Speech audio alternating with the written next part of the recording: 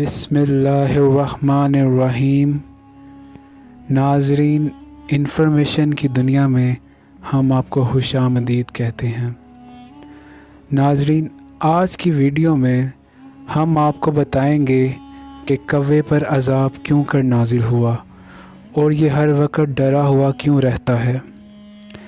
नाज़रीन करामी, हज़रत अली रज़ियल्लाहु तआला अन्हु के पास एक दफ़ा एक शख्स आया और आपकी खिदमत में अर्ज़ की, या अली अलैहिस्सलाम, ये कवा हमेशा डरा हुआ क्यों रहता है।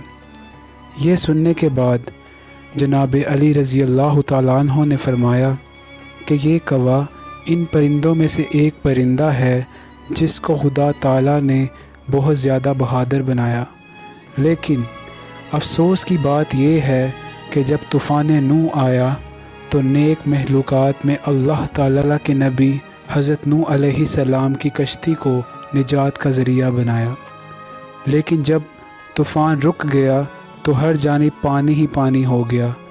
तब अल्लाह ताला के नबी हज़रत नूह अलैहिस्सलाम ने कवे को फरमाया, तुम बहुत बहादुर हो, जाके देख, अगर इर्द गिर्द कहीं खुश्की नज़र आए तो हमें बताना, ताकि हम अपनी कश्ती का रुख खुश्की की जानिब मोड़ लें।